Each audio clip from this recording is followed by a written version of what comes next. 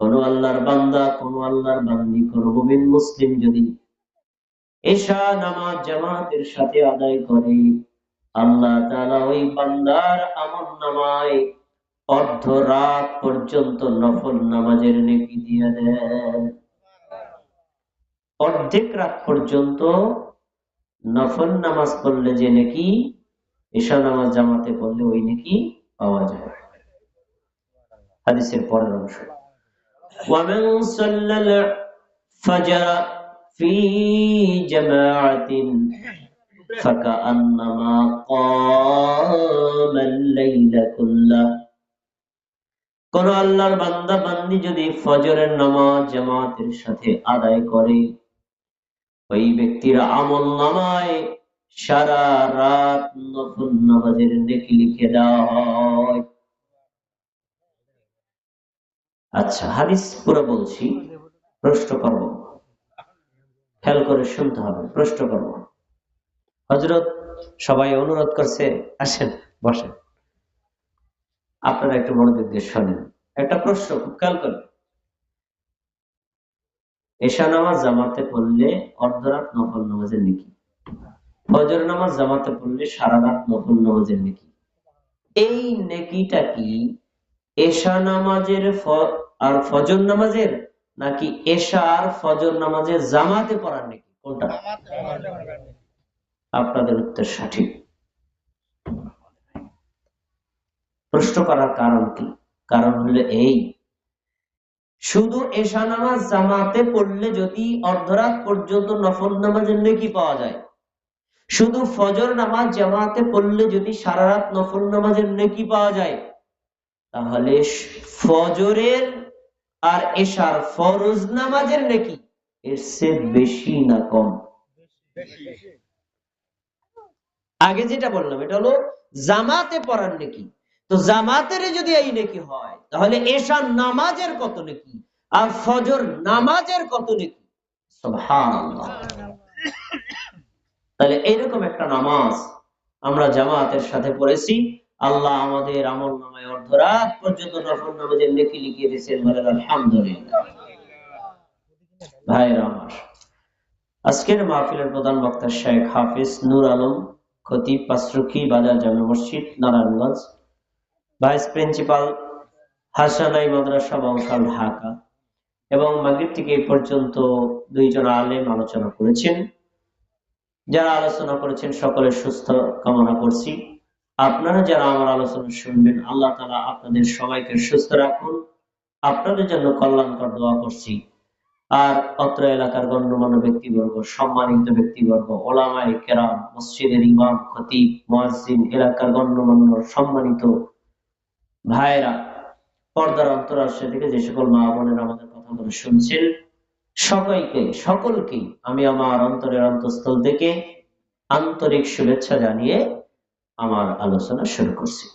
সম্মানিত ভাইরা, একটু আগে এশা নামাজের আগে যে ভাই আলোচনা করছিলেন, আমি তার কিছু আলোচনা শুনছিলাম।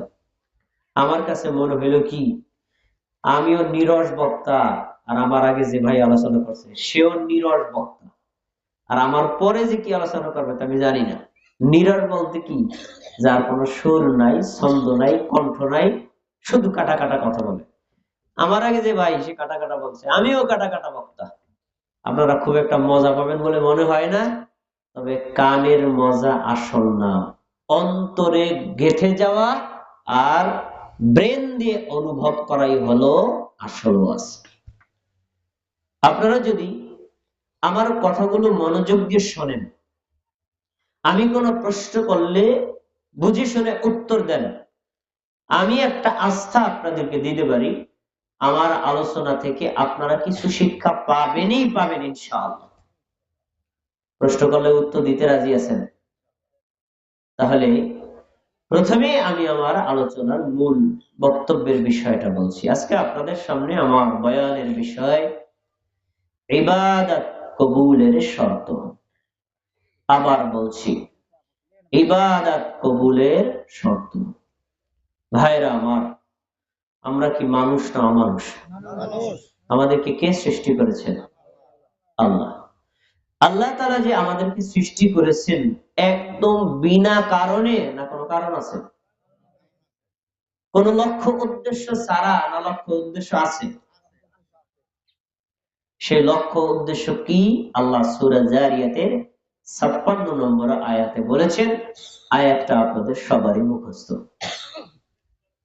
আল্লাহ তাআলা বলেছেন, ওমা খালাকাতুল জিন্না ওয়াল ইনসা ইল্লা লিয়াবুদুন। আমি জিন জাতি আর মানব জাতিকে একমাত্র আমার ইবাদতের জন্যই সৃষ্টি করেছি। আমরা কোন জাতি? জিন না মানুষ? তাহলে জিন জাতিকে আল্লাহ বানাইছেন তার ইবাদতের জন্য, মানুষ জাতিকে আল্লাহ বানাইছেন কার জন্য? আল্লাহর ইবাদতের জন্য। তাহলে মানুষের সৃষ্টির একটা লক্ষ্য আর উদ্দেশ্য পাওয়া গেল, আল্লাহর ইবাদত। জিন জাতি সৃষ্টির একটা লক্ষ্য আর উদ্দেশ্য পাওয়া গেল, সেটা কি? আল্লাহর ইবাদত। এখন এই পৃথিবীতে নাস্তিক বাদ দিয়ে, নাস্তিক মানে যারা আল্লাহকে বিশ্বাস করে না, পরকালকে বিশ্বাস করে না, এরা নাস্তিক। আস্তিক পৃথিবীতে যারাই আছে সবাই কম আর বেশি ইবাদত করে নাকি করে না? করে। কেউ বেশি করে, কেউ কম করে, কিন্তু করে। কিন্তু প্রশ্ন হলো, ইবাদত করলেই কি আল্লাহ কবুল করবেন, না আল্লাহ এবং তার রাসূল যেই সিস্টেমে, যেই শর্ত সাপেক্ষে, যেই নিয়ম কানুনের ভিত্তিতে ইবাদত করতে বলেছেন, ওই নিয়ম কানুনের ভিত্তিতে ইবাদত করলে কবুল হবে?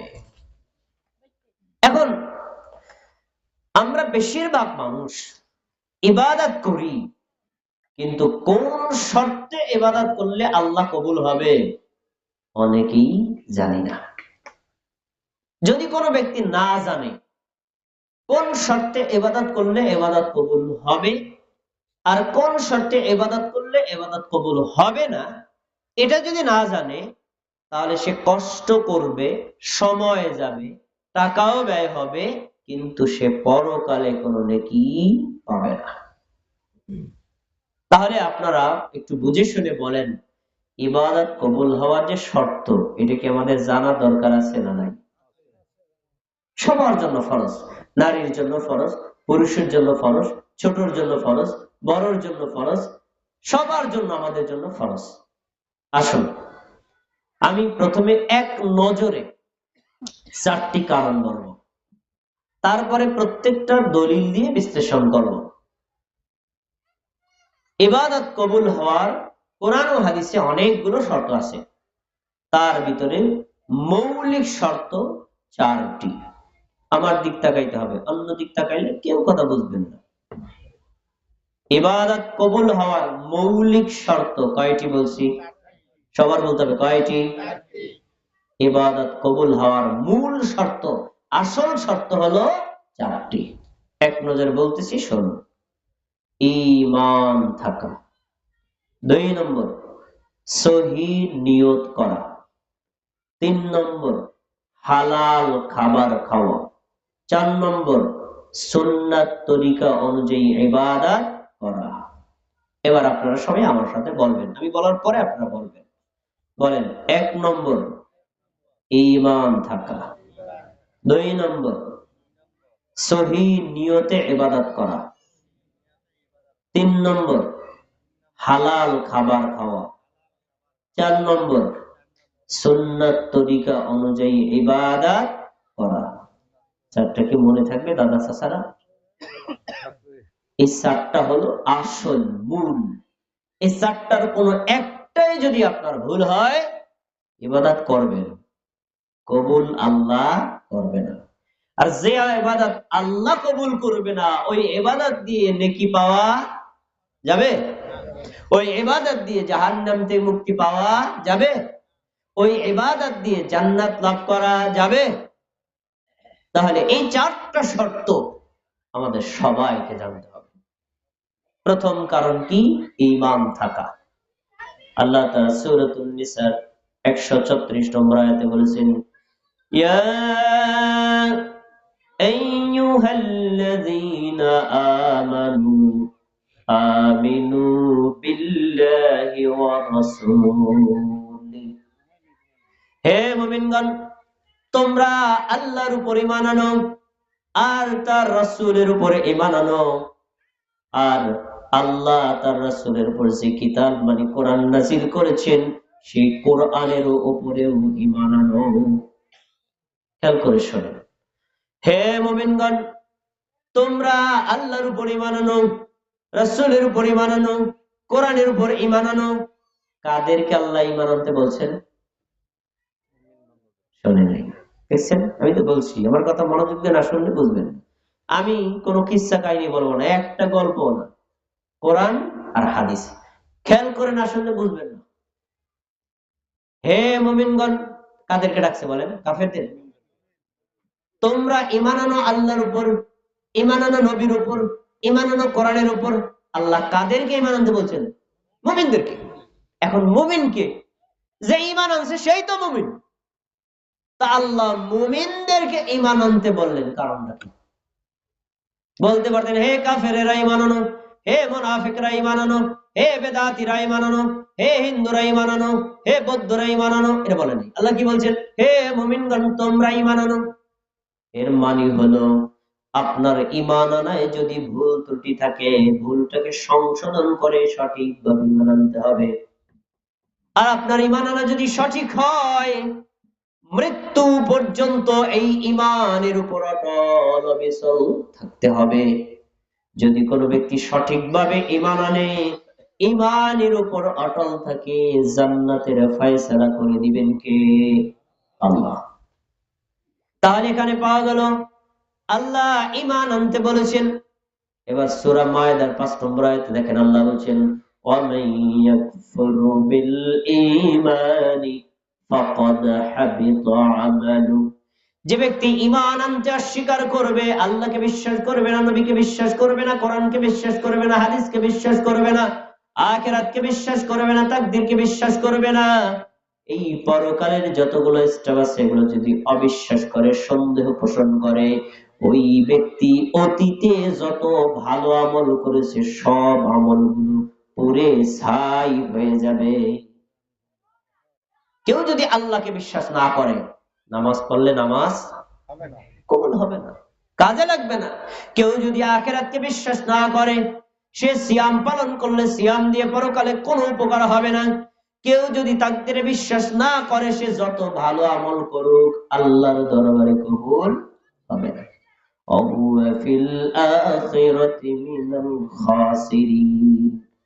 আমার যুবক ভাই, ওইটা শিশুদেরকে বুঝাই থামায় না, পরকালে সে ক্ষতিগ্রস্তদের মধ্যে অন্তর্ভুক্ত হবে।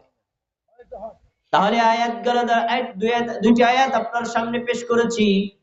আয়াত দ্বারা প্রমাণিত হয় পৃথিবীতে যত মানুষ আছে, নাস্তিক বলেন, হিন্দু বলেন, খ্রিস্টান বলেন, বৌদ্ধ বলেন, ইহুদি বলেন, নাসারা বলেন, অগ্নি উপাসক বলেন আর মুমিন বলেন, প্রত্যেককে তার ইবাদত যদি আল্লাহর দরবারে কবুল করিয়ে নেকি নিতে হয়, ঈমান আনতে হবে নাকি না?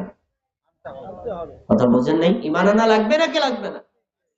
তাহলে আমাদের ১ নম্বর শর্ত সবাইকে পূরণ করতে হবে। আমরা আল্লাহ কোরআন মাজিদে যে তথ্যগুলো দিয়েছেন, নবী সাল্লাল্লাহু আলাইহি ওয়াসাল্লাম সহিহ হাদিসের মধ্যে যে সকল তথ্যগুলো উল্লেখ করেছেন, বুঝে আসুক নাই আসুক, ভালো লাগুক নাই লাগুক, সমাজে থাকুক নাই থাকুক, আমার এলাকায় থাকুক নাই থাকুক, পীরে করুক নাই করুক, যেখানে যাই অবস্থায় থাকবে, বিশ্বাস করব নাকি করব না? বিশ্বাস করলে মুমিন, বিশ্বাস না করলে আপনি মুমিন হতে পারবেন না। আর মুমিন যদিও না হন, ঈমান যদি না থাকে, আপনার আমল যত চমৎকার হোক আল্লাহর দরবারে কবুল হবে না। আমরা কি ঈমান আনতে রাজি আছি না? ইনশাআল্লাহ।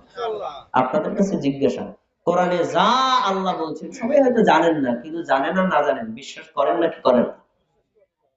হাদিস, অনেক হাদিস আছে, সব হাদিস আপনারা পড়েন নাই, কিন্তু নবী যে হাদিসের তথ্যগুলো বলছেন আপনারা বিশ্বাস করেন নাকি করেন না? আপনারা ইমানদার বলেন আলহামদুলিল্লাহ। প্রথম স্টেপ আমরা পূরণ করলাম। সাথে একটা কথা বলে রাখি, না হলে আপনার কথাটা ক্লিয়ার হয় না। যুবক ভাইয়েরা, দাদা চাচারা, মনোযোগ দিয়ে কথাগুলো শুনবেন। ইমানের দাম কি এটা আমরা অনেকে জানি না, ইমানের মূল্য কি তা আমরা জানি না। আমি একটা আয়াত আর একটা হাদিস দিব, তাহলে আপনি বুঝে যাবেন ইমানের দাম কত বেশি।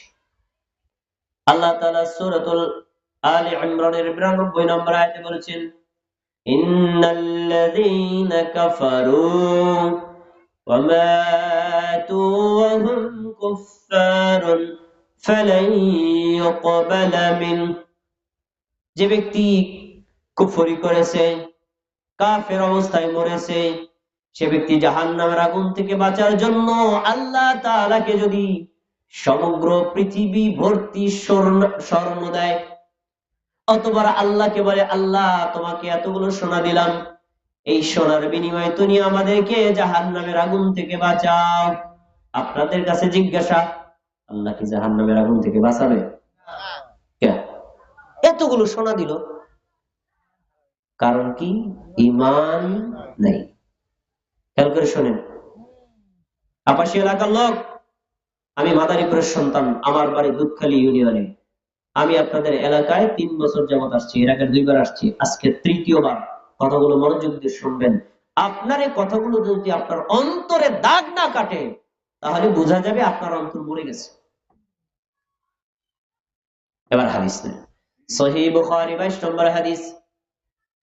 রাসূল সাল্লাল্লাহু আলাইহি ওয়াসাল্লাম বলেন, যারা জান্নাতে যাওয়ার জান্নাতে চলে যাবে, যারা জাহান্নামে যাওয়ার তারা জাহান্নামে চলে যাবে। জাহান্নামে যারা যাবে তাদের মধ্যে 2 শ্রেণীর মানুষ। কিছু মানুষ চিরস্থায়ী ভাবে জাহান্নামে থাকবে, আর কিছু মানুষ মেয়াদ ভিত্তিক জাহান্নামে থাকবে। মেয়াদ ভিত্তিক জাহান্নামে থাকবে হলো মুমিন আসি, মুমিন কিন্তু পাপ করছে। ধরেন আমরা, আমাদের পাপ আছে না নাই, জাহান্নামে যাবে। তো কি হবে? আল্লাহ তাআলা ফেরেশতাদেরকে বলবেন, আখরিজু মান কানা ফি কলবিহি মিসকাল হাববাতিন মিন খারদালিন ঈমান। আমার ফেরেশতারা জাহান্নামের মধ্যে যাও, যাদের অন্তরের মধ্যে সরিষা দানা পরিমাণ ঈমান আছে, তাদেরকে জাহান্নামের আগুন থেকে বের করে আনো। সুবহানাল্লাহ বলবেন।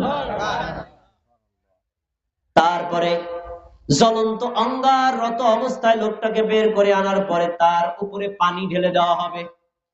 পানি ঢেলে দেওয়ার সঙ্গে সঙ্গে লোকটা সাবেক সুন্দর মানুষে পরিণত হয়ে যাবে। সুবহানাল্লাহ। এরপরে তাকে জান্নাতে দেওয়া হবে। বড় হাদিস, মূল কথাটা বললাম। দেখি আপনারা কতটা সচেতন, মনোযোগ দিয়ে শুনছেন কিনা আমি একটু প্রশ্ন করবো। প্রথম আয়াতে বোঝা গেল, কারো যদি ঈমান না থেকে ঈমানবিহীন ভাবে মারা গেলে সমগ্র পৃথিবী ভর্তি স্বর্ণ দিলে আল্লাহ তাআলা জাহান্নাম থেকে বাঁচাবে। আর এই হাদিসে বোঝা গেল, কারো যদি সরিষা দানা পরিমাণ ঈমান থাকে, জাহান্নামে শাস্তি পাওয়ার পরে হলেও একদিন জাহান্নাম থেকে আল্লাহ বের করবেন নাকি করবেন না? আয়াত আর হাদিস দুইটাকে একত্র করেন, কি বোঝা গেল? সমগ্র পৃথিবী ভর্তি স্বর্ণ আল্লাহকে দিলেন, আল্লাহ আপনাকে জাহান্নাম থেকে বাঁচাইল না। একজন ব্যক্তি সরিষা দানা পরিমাণ ঈমান দিল, আল্লাহ তাকে জাহান্নাম থেকে বাঁচাইছেন। তাহলে আয়াত আর হাদিস দ্বারা কি বোঝা গেল? সমগ্র পৃথিবী ভর্তি সোনার মূল্য বেশি, নাকি একটা সরিষা দানা পরিমাণ ঈমানের দাম বেশি? আলহামদুলিল্লাহ, সবাই বুঝে গেছে, সবাই বুঝেছে। বুঝে করো কি, কেউ কি অস্পষ্ট আছেন? এখন আপনার কাছে প্রশ্ন, পৃথিবীতে এমন একজন মানুষ দেখেন, আমাকে দেখান, তার পুরো পৃথিবী ভর্তি স্বর্ণ আছে, এরকম কোন মানুষ কি দুনিয়াতে আছে? এত ধনী মানুষ দুনিয়াতে কেউ নাই, আখিরাতেও হবে না। তার মানে বোঝা গেছে, ঈমানবিহীন ভাবে কেউ যদি কবরে যায়, জাহান্নাম তাকে কোনোভাবেই রক্ষা পাবে না। আর যদি সরিষা দানা পরিমাণ ঈমানও আল্লাহকে দিতে পারে, জাহান্নাম থেকে বাঁচায় দিবেন কে? তাহলে ঈমানের মূল্য মুসলমানদের নিকটে কম হবে না বেশি হবে? বেশি হবে। তাই আমরা প্রথম শর্তটা পূরণ করব, সেটা হলো আমরা ঈমান আনবো আর ঈমানের উপর অটল থাকবো, ঈমান নিয়েই কবরে যাব। আল্লাহ আমাদের তৌফিক দেন, বলেন আমিন। 2 নম্বর, ইবাদত কবুলের 2 নম্বর শর্ত হলো ইখলাসুন নিয়াহ। এক, আল্লাহর সন্তুষ্টির জন্য ইবাদত করা, আল্লাহ ছাড়া অন্য কারো জন্য ইবাদত করা যাবে না। আল্লাহ ছাড়া অন্য কারো সন্তুষ্টির জন্য ইবাদত করলে ওই ইবাদত রিয়ায় পরিণত হবে, ওই ইবাদত সুমআয় পরিণত হবে, সেটা দ্বারা আল্লাহর কাছে নেকি পাওয়া যাবে। দলিল সূরাতুল বাইয়িনার 5 নম্বর আয়াতে আল্লাহ বলেন, ওয়ামা উমিরু ইল্লা লিয়া'বুদুল্লাহ মুখলিসিনা লাহুদ্দিন। তাদেরকে আদেশ করা হয়েছে একনিষ্ঠভাবে একমাত্র আল্লাহর জন্যই সমস্ত ইবাদত নিবেদন করবে। তাহলে এক আল্লাহর জন্য ইখলাসের সাথে এক আল্লাহর সন্তুষ্টির জন্য ইবাদত করতে নির্দেশ দিয়েছেন কে? পীর সাহেব, আমাদের নবী কে? আল্লাহ। তাহলে একনিষ্ঠভাবে এক আল্লাহর সন্তুষ্টির জন্য ইবাদত করা প্রত্যেক নারীর জন্য, প্রত্যেক পুরুষের জন্য নফল না ফরজ? ফরজ। ইবাদতের মধ্যে অন্য কাউকে খুশি করার টার্গেট করা যাবে না। যদি আপনি আল্লাহকে খুশি করতে চান, পাশাপাশি মানুষকেও খুশি করতে চান, সমাজকেও খুশি করতে চান, মানুষের প্রশংসা কুড়ানোর চেষ্টা করেন, এই ইবাদত আল্লাহর দরবারে কবুল হবে না, আর এর দ্বারা নেকিও পাওয়া যাবে না। হাদিস আবু সাঈদ খুদরি রাদিয়াল্লাহু তাআলা আনহু বলেন, قال رسول الله صلى الله عليه وسلم, আল্লাহর রাসূল সাল্লাল্লাহু আলাইহি ওয়াসাল্লাম বলেছেন, আলা উখবিরুকুম বিমা হুয়া আখওয়াফু আলাইকুম ইনদি মিনাল মাসীহিদ দাজ্জাল। সাহাবীরা আমার, আমি কি তোমাদেরকে এমন একটা ভয়ঙ্কর বিষয় সম্পর্কে বলবো না, যে ভয়ঙ্কর বিষয়টা দাজ্জালের ফিতনার চাইতো আরো বড় ভয়ঙ্কর। দাজ্জালের কথা আপনারা শুনছেন না শোনেন নাই? একটু টাচ দিই তাহলে বুঝতে সহজ হবে। ধরেন দাজ্জাল আপাশী এলাকায় আসলো, আসার পরে বলল, আপাশী এলাকার জনগণ সবাই তোমরা আমাকে আল্লাহ বলে মেনে নাও। যদি আল্লাহ বলে মেনে নাও, তোমাদের জমিতে ফসল হবে বেশি, গাছ গাছালি ফল হবে বেশি, তোমাদের গাভীতে দুধ হবে বেশি, তোমাদের কোনো অভাব অনটনে স্পর্শ করবে না, তোমরা সুস্থ সবল ভাবে থাকবা। আর যদি তোমরা আমাকে আল্লাহ বলে স্বীকার না করো, এই যে দেখো আমার বাম হাতের মধ্যে জাহান্নাম, প্রত্যেককে জাহান্নামের আগুনের মধ্যে ঢুকায় দেব। এই কথা যদি দাজ্জাল এসে বলে, কয়জনের ঈমান টিকবে? কয়জনের ঈমান টিকবে বলেন? কঠিন না? তো আল্লাহর নবী বলছেন, সেই দাজ্জালকে তোমরা ভয় করো, তাই না? দাজ্জালের চাইতেও আরো ভয়ঙ্কর একটা বিষয় আমি তোমাদেরকে বলবো না? সাহাবীরা বললেন, ক্বালু বালা ইয়া রাসূলুল্লাহ, হ্যাঁ আল্লাহর রাসূল, অবশ্যই এই বিষয়টা তো আমাদের জানা দরকার। দাজ্জাল এত বড় ঈমান হরণকারী ভয়ঙ্কর, তার চাইতে আবার ভয়ঙ্কর কি বলেন? রাসূলুল্লাহ সাল্লাল্লাহু আলাইহি ওয়াসাল্লাম বলেন, দাজ্জালের চাইতেও ভয়ঙ্কর হলো আশ-শিরকুল খাফি, আই রিয়া ওয়াস সুমআ। দাজ্জালের চাইতেও ভয়ঙ্কর হলো গোপন শিরিক, আর গোপন শিরিকের অপর নাম হলো মানুষকে শোনানোর জন্য ইবাদত করা, মানুষকে দেখানোর জন্য ইবাদত করা, মানুষের প্রশংসা পাওয়ার জন্য ইবাদত করা। কি বোঝা গেল? এই লোকটা ইবাদত করছে নাকি করে নাই? করছে। কিন্তু কার খুশি চাইছে? মানুষের। উদাহরণস্বরূপ আজকে এই মাহফিলের পরে যদি আমি বলি ভাই কে কে দান করবেন, তো একজন ব্যক্তি যদি মনে করে এখানে প্রায় 10,000 লোক আছে, ভবিষ্যতে আমি চেয়ারম্যানে দাঁড়াবো, আমি যদি এখানে 1 লক্ষ টাকা দেই 10,000 লোক জেনে গেল অমুক দানশীল, তাহলে ভোটে দাঁড়ানোর সময় বলা যাবে লোকটা দানশীল, তারে ভোট দেওয়া যায়। সে যদি এই টার্গেটে 1 লক্ষ টাকা দেয়, টাকাও যাবে, দানও হবে, পরকালে নেকি পাওয়া। বলুন সিদ্ধান্ত আপনারা বলেন। যাবে না কেন? কেন যাবে না কেন? আল্লাহর সন্তুষ্টির জন্য করে নাই, মানুষকে খুশি করার জন্য। একটা উদাহরণ দিলাম। এবার আর একটা হাদিস নেন, এই হাদিসের সামনের অংশ। নবী সাল্লাল্লাহু আলাইহি ওয়াসাল্লাম বললেন, সাহাবীরা আমি তোমাদেরকে একটা উদাহরণ দিচ্ছি, তাহলে বুঝতে ক্লিয়ার হবে। গোপন শিরকটা কি, রিয়ার সুমআ কি? রিয়ার সুমআ হলো, মনে করো তুমি সালাতে দাঁড়াচ্ছ, আমার দিক তাকান, আল্লাহু আকবার, সালাতে দাঁড়াইলাম। এখন সালাতে দাঁড়ানোর পরে দৃষ্টি থাকবে কোন দিকে? সিজদার দিকে। কোথায়?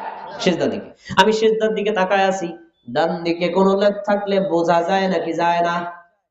বাম দিকে কোন লোক থাকলে বোঝা যায় নাকি যায় না?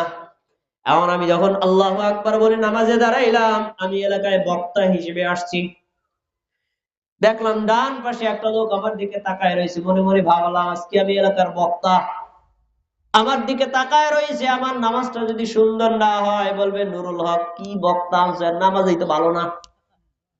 এই জন্য নামাজটা সুন্দর করে পড়তেছি, কিছুক্ষণ পর লোকটা চলে গেছে। এবার নামাজটা তাড়াহুড়া করে পড়ছি। বুঝে শুনে বলেন, প্রথমে সুন্দর করছিলাম কার জন্য, আর শেষে তাড়াহুড়া করলাম এইটুকু কার জন্য? ইবাদত কয় ভাগে ভাগ হয়ে গেছে? 2 ভাগে ভাগ হয়ে গেছে। এইভাবে মানুষকে খুশি করার জন্য যদি ইবাদত ভালো করে করা হয়, এর নামই হলো রিয়া আর সুমআ। মানুষকে দেখানোর জন্য ইবাদত করা, এটা দাজ্জালের চাইতেও ভয়ঙ্কর ফিতনা। এই ফিতনায় আমাদের সমাজের মানুষ নাই। সাধারণ মানুষ তো আছে। আসেন আপনাদের এলাকার ইমাম মুয়াজ্জিনকে একটু টেস্ট করি, তারা তো বেশি ইবাদতে বেশি আগ্রহী এবং জ্ঞানী গুণী, তাদেরকে একটু পরীক্ষা করি। মাগরিবের ফরজ নামাজ কয় রাকাত? কথা বলেন, কয় রাকাত? ফরজ নামাজ 3 রাকাত। প্রথম 2 রাকাতে সূরা ফাতিহার সাথে অন্য সূরা পড়ে নাকি পড়ে না? আস্তে না জোরে পড়ে? জোরে পড়ে। শেষ রাকাতে কি পড়ে? সূরা ফাতিহা। অন্য সূরা আছে? নাই। প্রথম 2 রাকাতে ইমাম সাহেব সূরা ফাতিহা পড়লেন খুব সুন্দর করে, আলহামদুলিল্লাহি রাব্বিল আলামিন আর রহমানির রহিম। খুব ভালো লাগলো, তাই না? এবার যখন তৃতীয় রাকাতে দাঁড়াইছে, ইমাম সাহেব আস্তে আস্তে পড়তেছে, মুসল্লিরা শুনে না, আলহামদুলিল্লাহি রাব্বিল আলামিন আর রহমানির রহিম মালিকি ইয়াউমিদ্দিন ইয়্যাকা না'বুদু ওয়া ইয়্যাকা নাস্তাঈন ইহদিনাস সিরাতাল মুস্তাকিম বলে আল্লাহু আকবার বলে রুকুতে চলে গেছে। প্রথম 2 রাকাতে কিরাত তাড়াহুড়া করছে না শান্তভাবে করছে? শেষ রাকাতে কেন করছে তাড়াহুড়া? কারণ মুসল্লিরা শোনে না, মুসল্লিরা শোনে না। প্রথম 2 রাকাতে ভালো করে পড়ছে কি জন্য? মুসল্লিরা শোনে তাই। ইবাদত কয় ভাগে ভাগ হয়ে গেল? শোনেন, আপনি যদি আল্লাহর জন্য ইবাদত করেন, প্রথম 2 রাকাত সূরা ফাতিহা যেমন হবে, তৃতীয় রাকাতে সূরা ফাতিহা ওই রকমই সুন্দর হতে হবে। যদি প্রথম 2 রাকাত সুন্দর করে পড়েন মানুষকে শোনানোর জন্য, শেষ রাকাত যদি তাড়াহুড়া করেন, তাহলে বোঝা যাবে আপনার ইবাদতের মধ্যে রিয়া সুমআ আছে।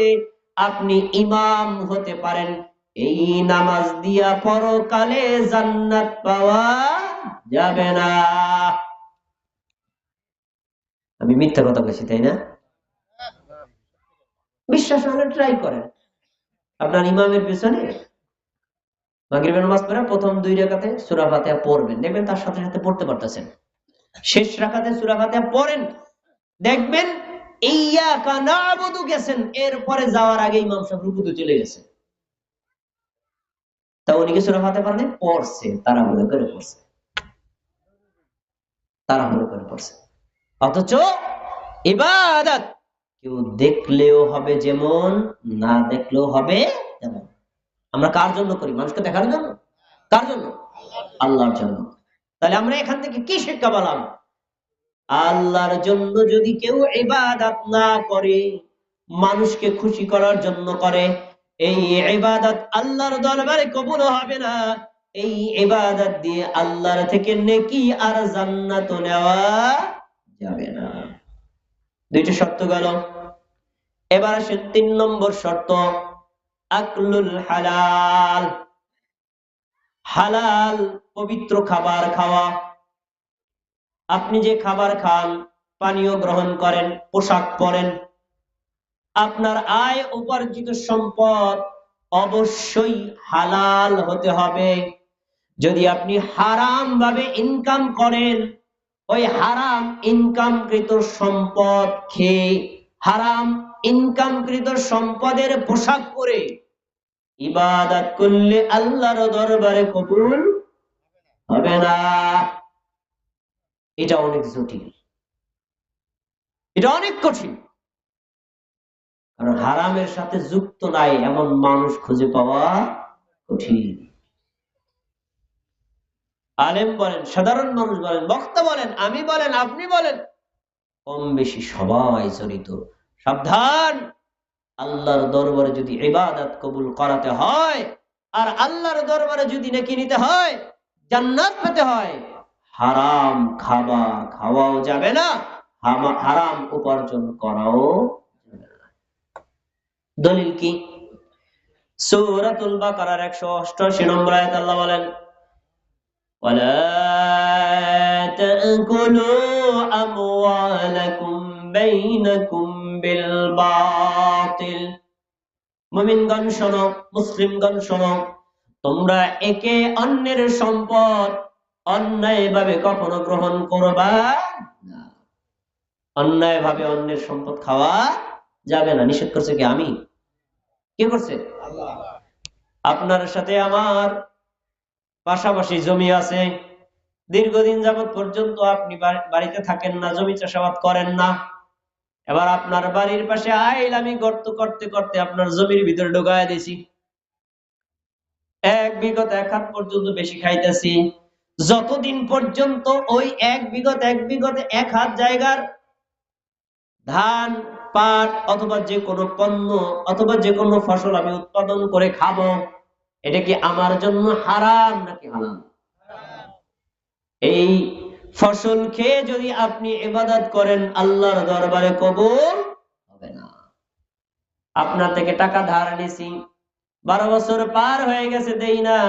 আপনি অসহায় মানুষ, আমি প্রতাপশালী মানুষ, আমার ভয়ে আপনি চাইতেও পারেন না। আমি মারা গেছি, ওই যে টাকাগুলা নিয়ে আমি খাইলাম, আপনার ঋণ পরিশোধ করলাম না, এটা আমার জন্য হারাম উপার্জন, অন্যের সম্পদ নেওয়ার পরে ফেরত না দেওয়া। আমি যে ইবাদত করেছি, এই ইবাদত আল্লাহর দরবারে কবুল হবে হবে না। অনেক কথা বলা যায়, সুদ হারাম না হালাল, ঘুষ হারাম না হালাল, চোরা কারবারি হারাম না হালাল, প্রতারণা করা হারাম না হালাল, চুরি করা হারাম না হালাল, ডাকাতি করা হারাম না হালাল? কি হারাম। এই সকল মাধ্যমে উপার্জিত সম্পদ খেয়ে আপনি ইবাদত করলে আল্লাহর দরবারে কবুল হবে না। আসেন একটা উদাহরণ দিয়ে অন্য প্রসঙ্গে কথা বলি।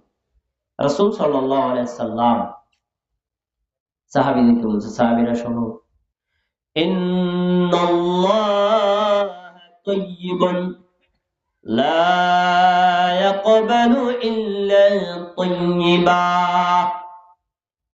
হে মানব জাতি শোনো, আল্লাহ হলেন পবিত্র। আল্লাহ কি পবিত্র না অপবিত্র? আল্লাহ হলেন পবিত্র। আল্লাহ যেহেতু পবিত্র, তিনি অপবিত্র কোন বস্তু কবুল করেন না। এই অপবিত্র মানে কি? হারাম। আপনার সম্পদ আমি নিলাম, এটা কি হারাম, এটা আল্লাহ কখনো কবুল করেন না। আমি যদি চিন্তাই করে 5 কোটি টাকা আনছে, এই মাহফিলে 10 লাখ টাকা দিয়ে দিলাম, 5 কোটি টাকা হালাল হয়ে যাবো?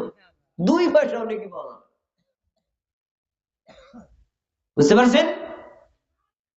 এরপরে তিনি বলছেন, ইন্নাল্লাহা আমারাল মুমিনিনা বিমা আমারা বিহিল মুরসালিন। আল্লাহ নবী রাসূলদেরকে যে আদেশ করেছেন, ওই একই আদেশ আল্লাহ মুমিন নারী পুরুষকে করেছেন। আদেশটা কি? হে নবী রাসূলগণ, তোমরা হালাল খাবার খাও, ওয়া'মালু সালিহান, এরপরে নেক আমল করো। একই আদেশ আল্লাহ তাআলা মুমিনদেরকে বলেছেন, ইয়া আইয়ুহাল্লাযীনা আমানু কুলু মিন তাইয়্যিবাতিন ওয়া'মালু সালিহান। হে মুমিন নারী আর পুরুষেরা, আগে হালাল খাবার খাও, তারপরে নেক আমল করো। আয়াতটা ভালো করে বুঝে থাকলে বলেন, আগে কি ইবাদত না আগে হালাল খাবার? আগে ইবাদত না, ইবাদত পরে, আগে হালাল খাবার। আমার কথা বলছি, কোনটা আয়াত আর হাদিস খুলে দেখেন। হে মুমিনগণ, হালাল খাবার খাও, তারপরে নেক আমল পড়ো, তারপরে সালাত আদায় করো, তারপরে সিয়াম পালন করো, তারপরে হজ করো, তারপরে যাকাত দাও, তারপরে দান করো। হালাল খাবার না খাইলে এই সকল ইবাদত আল্লাহর দরবারে কবুল হবে না। এবার আমাদের নবী একটা দৃষ্টান্ত দিবেন, দৃষ্টান্তটা শুনেন। নবী সাল্লাল্লাহু আলাইহি ওয়াসাল্লাম সুন্নাহ যাকারার রাজুলা ইউতিলুস সাফার, একজন ব্যক্তির কথা উল্লেখ করেছেন যে লোকটা দীর্ঘদিন পর্যন্ত সফর করেছে। সফর যে করে তাকে কি বলা হয়? মুসাফির। কি বলে? মুসাফির। এক দেশ থেকে আরেক দেশ দূরে কোথাও গমন করলে লোকটা কি বলে? মুসাফির। আর আরেকটা হাদিস আসছে, মুসাফির ব্যক্তির দোয়া আল্লাহর কাছে দ্রুত কবুল হয়। আর লোকটা মুসাফির, ওনার দোয়া কবুল হওয়ার কথা নাকি কথা না? এবার শোনেন, সফর করতে করতে করতে করতে লোকটা কাবা ঘরে চলে গেছে, সৌদি আরবের বাইতুল্লাহ পৌঁছে গেছে। যাওয়ার পরে 2 হাত এভাবে উত্তোলন করছে, আমার দিকে তাকায়া দেখেন। হাত উত্তোলন করে বলছে, ইয়া রব, ইয়া রব, হে আমার আল্লাহ, আপনি আমার এই দোয়া কবুল করেন। হে আমার আল্লাহ, আপনি আমার এই ইবাদত কবুল করেন। হে আমার আল্লাহ, আমার এই চাওয়াটাকে পূরণ করেন। দোয়া করতেছে কার কাছে? দোয়া করতেছে। এই মুসাফির ব্যক্তির বিবরণ আমাদের নবী বলছেন, মাতামুহু হারাম, লোকটা যা খাইছে তা হারাম। আমাল বাসু হারাম, লোকটার গায়ে যে পোশাক আছে তাও কি হারাম। অকুজিয়া বিল হারাম, লোকটার বডিতে যে রক্ত মাংস আছে তাও হারাম বস্তু দ্বারা হৃষ্টপুষ্ট। তার বডি তৈরি হয়েছে কিসের মাধ্যমে? হারামের মাধ্যমে। তার মানে আয় যদি হারাম হয়, ব্যয় যদি হারাম হয়, খাবারও যদি হারাম হয়, আপনার উপার্জন যদি হারাম হয়, পোশাক যদি হারাম হয়, এবার আমাদের নবী বলছেন, শোনো, ফাআন্না ইউস্তাজাবু লিযালিক, লোকটার সবই যেহেতু হারাম, তার দোয়া আল্লাহ কিভাবে কবুল করবে? তাহলে নবী কি বুঝাতে চাইলেন? লোকটার দোয়া কবুল হবে? কথা বলেন, হবে? লোকটা কি সমস্যা কি? মুসাফির ব্যক্তি, দোয়া কবুল হয়। মুসাফির গেছে কোথায়? কাবা ঘরকে সামনে রাখছে, 2 হাত তুলে আল্লাহর কাছে দোয়া করছে। পীর বুজুর্গ, মাজার, ল্যাংটা বাবা, খাজা বাবা দোয়ার বাবার না, কার কাছে চাইছে? তো দোয়া তো কবুল হওয়ার কথা।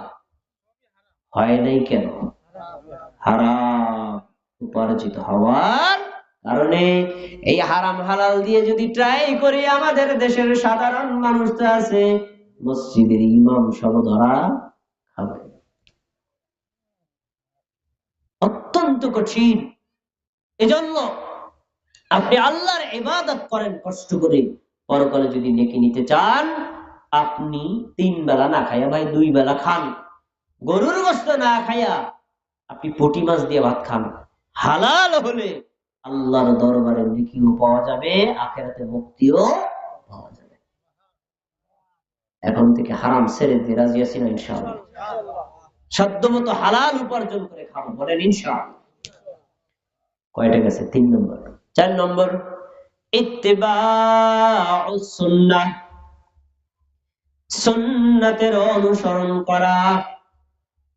যদি কোনো ব্যক্তি সুন্নাতের অনুসরণ না করে, তাহলে তার ইবাদত যত সুন্দরই হোক, তার আমল যত চমৎকারই হোক, আল্লাহর দরবারে কবুল হবে না।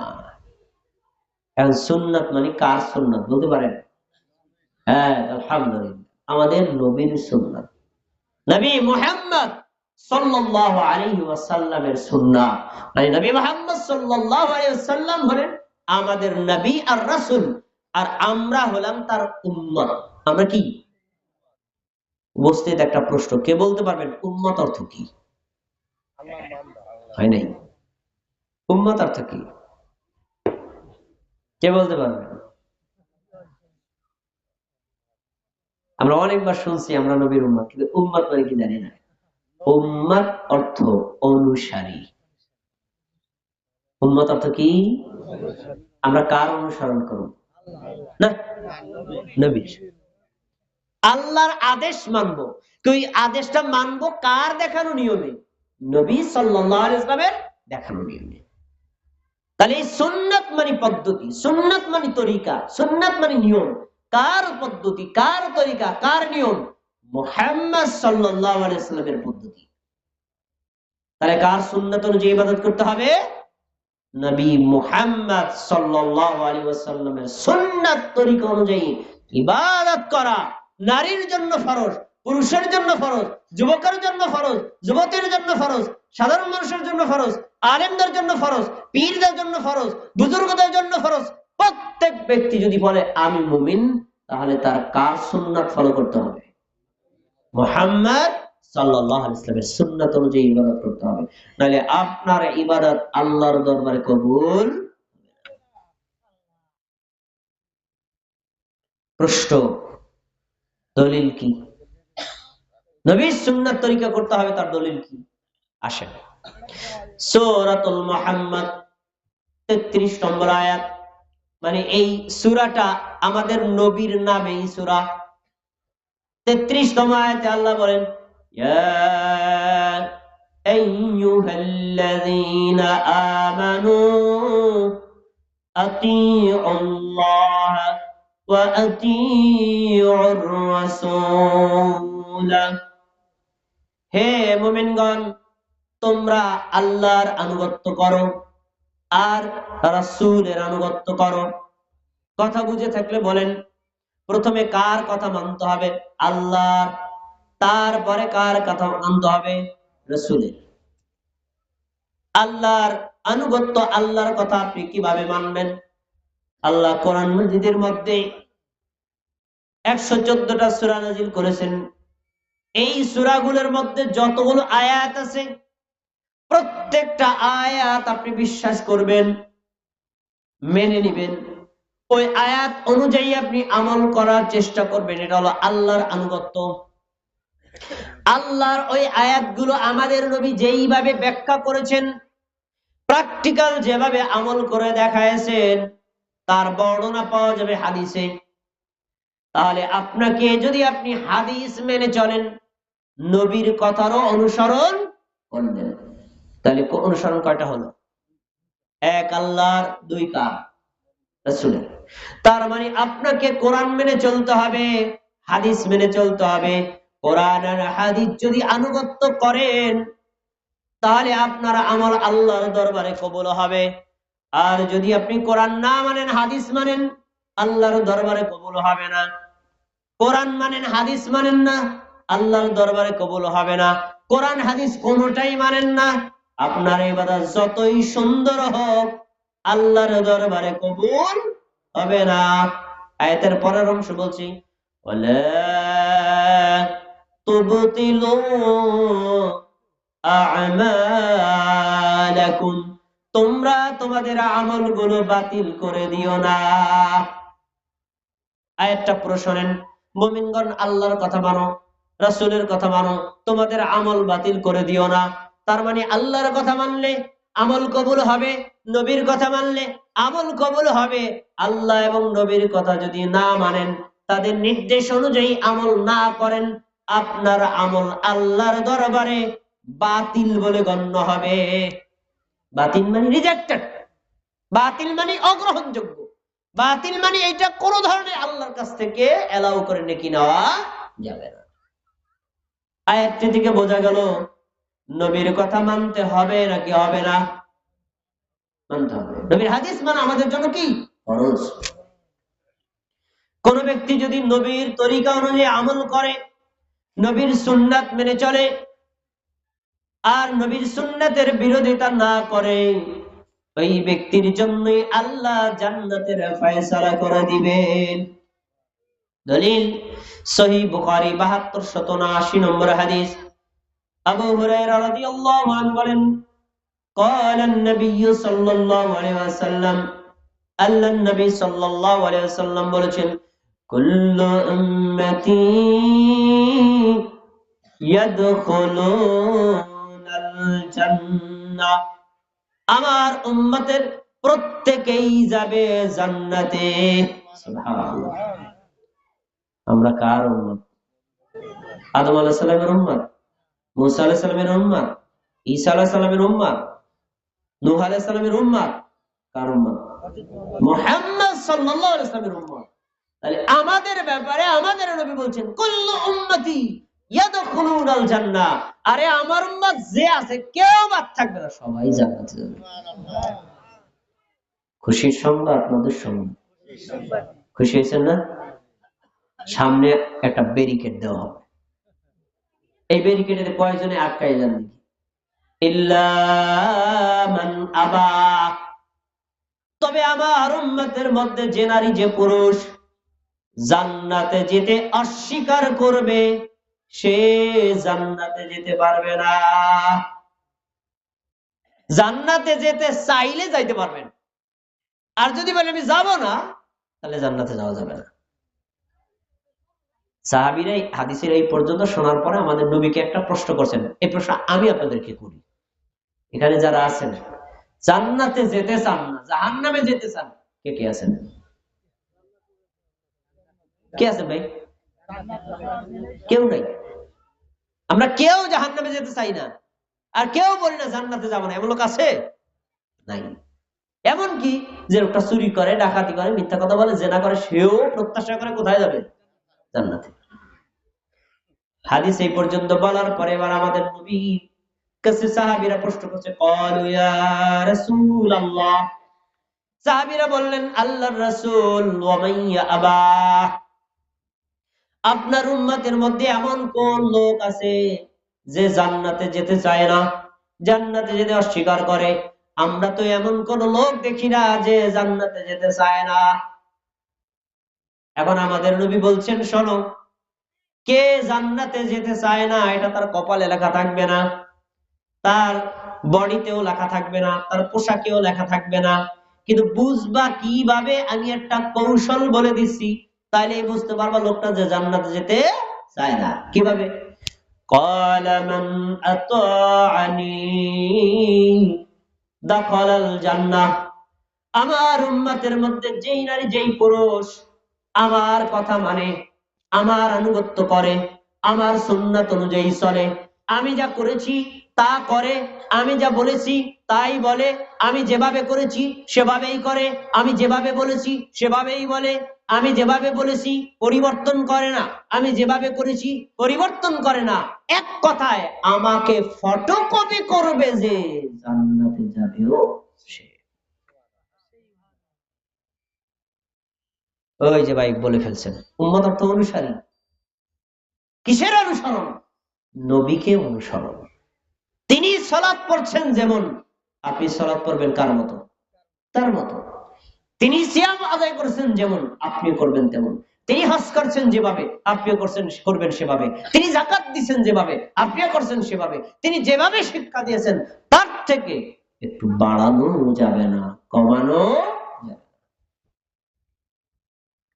এবার শোনেন, ওয়ামান আসানি ফাকাদ আবা, আমার উম্মতের মধ্যে যে আল্লাহর বান্দা, যে আল্লাহর বান্দি আমার সীমা লঙ্ঘন করবে, আমি করেছি সে করে না, আমি বলেছি সে মানে না, আমি যেভাবে করেছি সেভাবে করে না, আমি যেভাবে বলেছি সেভাবে বলে না।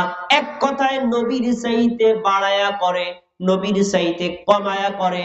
এই উম্মত মুখে যদিও বলুক আমি জান্নাতে যেতে চাই, কিন্তু আসলে সে জান্নাতে যেতে চায় না, আর এই লোক জান্নাতে যেতেও পারবে না।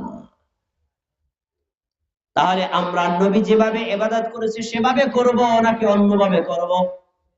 নবী যেভাবে করেছেন তাকে হুবহু কপি করতে হবে। যদি আপনি তার কপি করেন তাহলে আপনি হলেন উম্মত আর নবীর মুত্তাবে, তার অনুসারী। আর যদি একটু বাড়ান তখন আপনার নাম মুত্তাবে না, তখন আপনার নাম মুবতাদি, বিদআতকারী।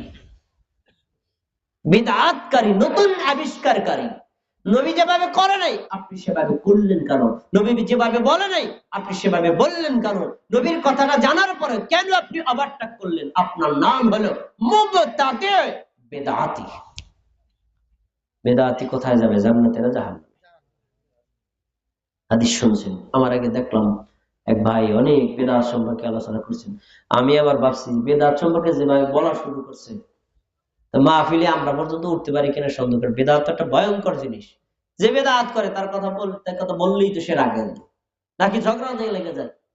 রাগ করার কিছুই নেই। বেদাত কেউ ইচ্ছাকৃত ভাবে করে না, ভুলে করে। ভুল জানার পরে ভুল সংশোধন করতে হবে নাকি গোলামি করতে হবে? ভুল সংশোধন করতে হবে। নবী সাল্লাল্লাহু আলাইহি ওয়াসাল্লাম বলেছেন, ইন্নাহু মান ইয়াইশ মিনকুম বা'দি ফাসায়ারা ইখতিলাফান কাসীরা। আমার সাহাবীরা শোনো, আমার মৃত্যুর পর তোমাদের মধ্যে যারা বেঁচে থাকবা তারা দেখতে পারবা ধর্মের নামে অনেক মতভেদ আছে। কেউ বলছেন সুন্নাত, কেউ বলছেন বিদআত, কেউ বলছেন হালাল, কেউ বলছেন হারাম, কেউ বলছেন মাকরুহ, কেউ বলছেন মাকরুহ তানজিহি, কেউ বলছেন মাকরুহ তাহরিমি। মতভেদ। এক একজন এক এক কথা বলে। আমরা তো অনেক সময় বলি কোন হুজুরের কথা শুনবো? এক হুজুরের কথা আর একজনের সাথে মেলে না, কোনটা মানবো? এরকম প্রশ্ন তো আমাদের কাছে আছে না? আছে না? এই প্রশ্নের উত্তর আমাদের নবী বলে গেছেন, আপনার করণীয় কি?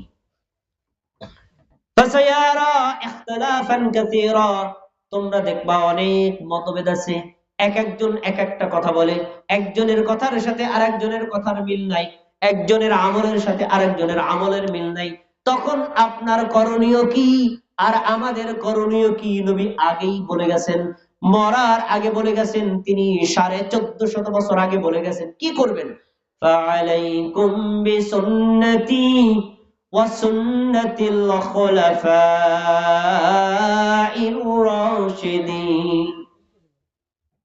তখন তোমাদের উচিত একমাত্র আমি নবীর সুন্নাতকে আঁকড়ে ধরে থাকা। সুবহানাল্লাহ। তাহলে আমাদের প্রথম করণীয় কি? নবীর সুন্নাত আঁকড়ে ধরে রাখা। তার মানে কি?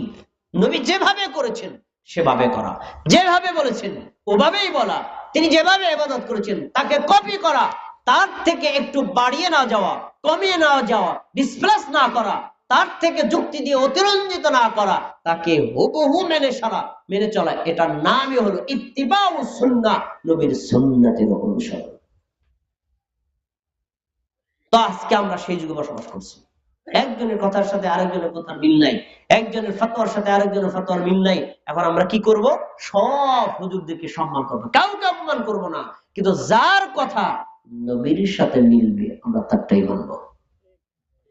আর যারটা নবীর সাথে মিলবে না তারটা মানা কে মানবেন না? হে বড় হুজুর না, কে মানবেন না? আপনার এলাকার বড় হুজুর হিসেবে পরিচিত না, কেন মানবেন না? আপনার পীর সাহেব না? উত্তর, তিনি পীর, তিনি বড় আলেম, তিনি বড় মুফতি, কিন্তু তিনি আমার নবীর চাইতে বেশি সম্মানী। হুবহু নবী মুহাম্মদ সাল্লাল্লাহু আলাইহি ওয়াসাল্লামকে কপি করতে হবে। এবার দ্বিতীয়, অনেক জায়গা আছে যেখানে নবী সাল্লাল্লাহু আলাইহি ওয়াসাল্লামের স্পষ্ট আমল পাওয়া যায় না। তখন আপনাকে দেখতে হবে খোলাফায়ে রাশিদিন আবু বকর, ওমর, উসমান, আলী, মুআবিয়া এবং অন্যান্য সাহাবী যারা আছেন, ওই সাহাবীগণ কিভাবে আমল করেছেন।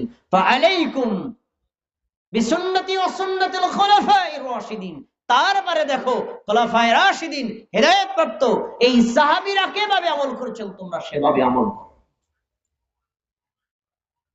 তাহলে পাওয়া গেল নবীর সুন্নাত মানতে হবে, আর খোলাফায়ে রাশিদিন মানে সাহাবীদের সুন্নাতও মানতে হবে। এবারের বিপরীত। তারপরে তিনি বলছেন ওয়া ইয়্যাকুম ওয়া মুহদাসাতিল উমুর, সাবধান, নবীর সুন্নাত আর খোলাফায়ে রাশিদিন মানে সাহাবীদের সুন্নাতের বিপরীত হলো নতুন আবিষ্কার। এইগুলা থেকে তোমরা নিজেদেরকে বাঁচায় রাখবা। কেননা ফাইন্না কুল্লা মুহদাসাতিন বিদআহ, কেননা প্রত্যেক নতুন আবিষ্কৃত বিষয় হলো বিদআত,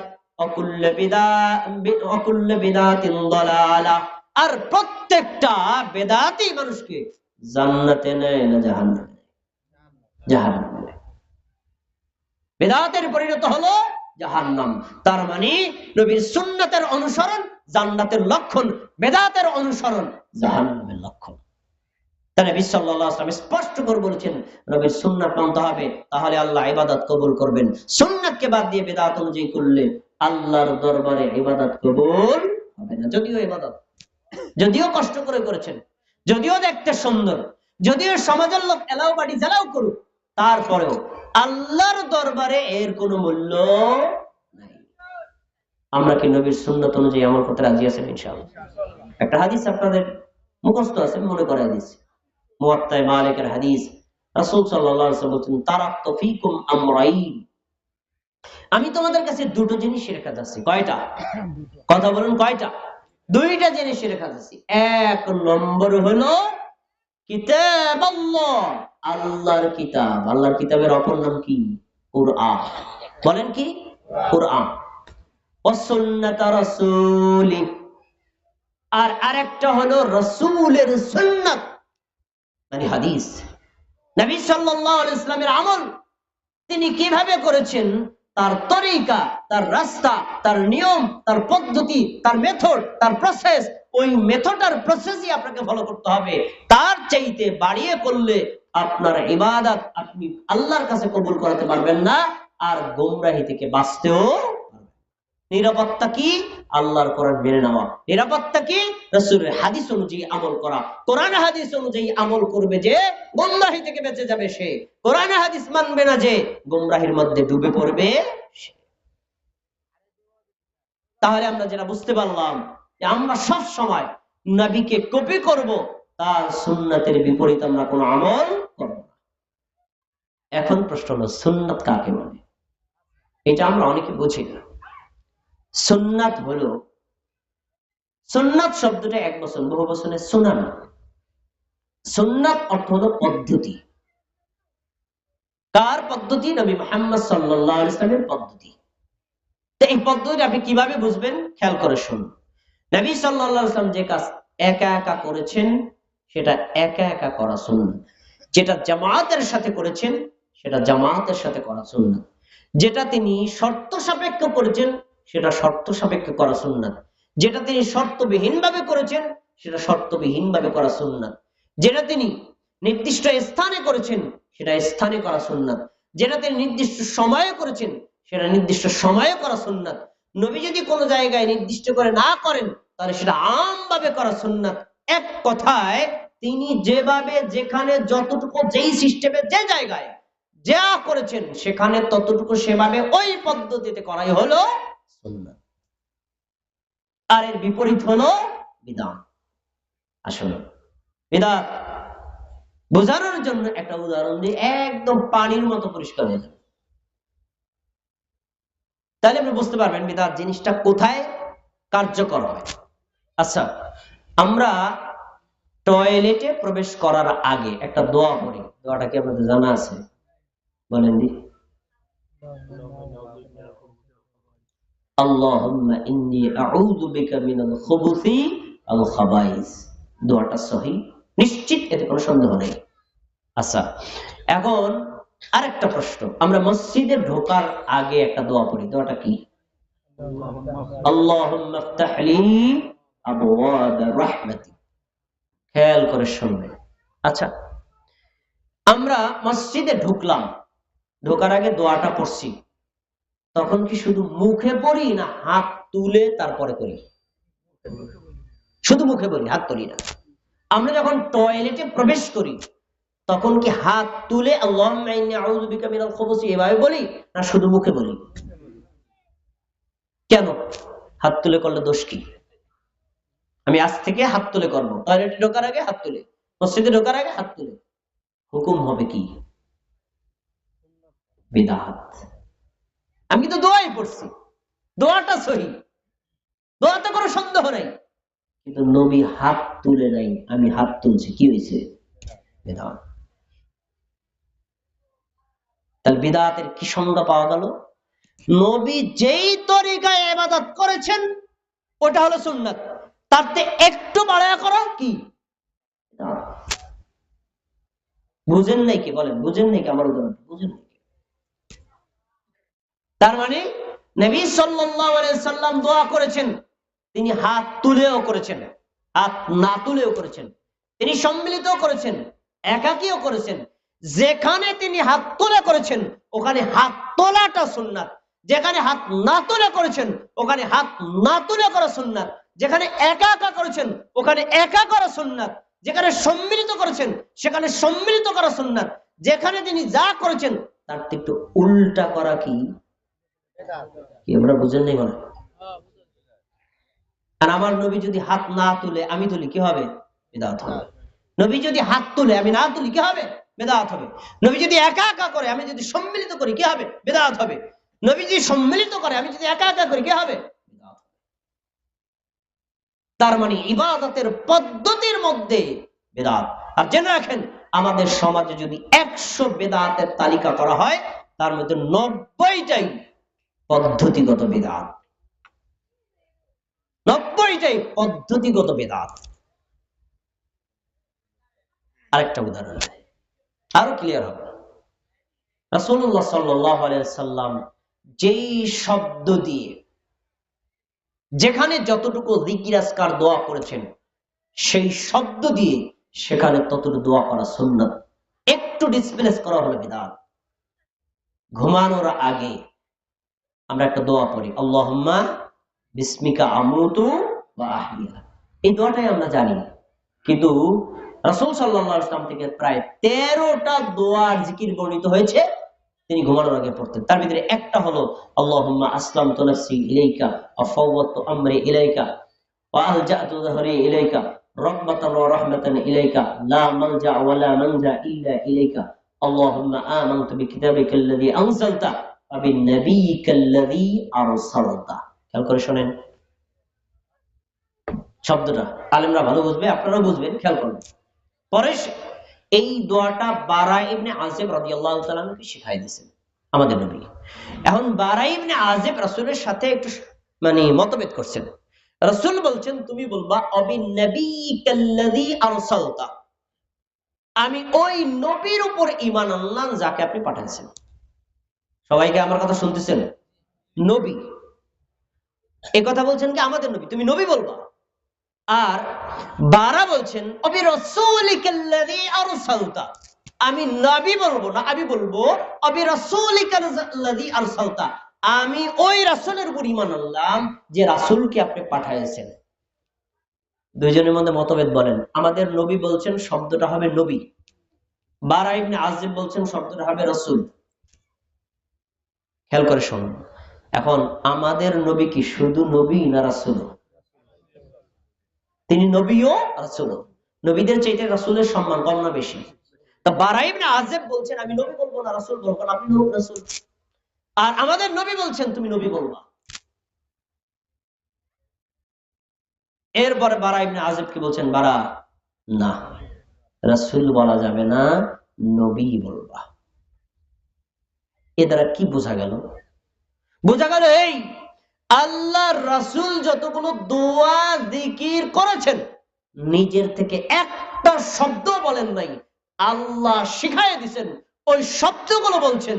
শব্দ আপনার ভালো লাগুক পছন্দ হোক নাই হোক আপনাকে ওভাবেই করতে হবে, একটু বাড়ালে সুন্নতের পরিবর্তে বিদআত হবে।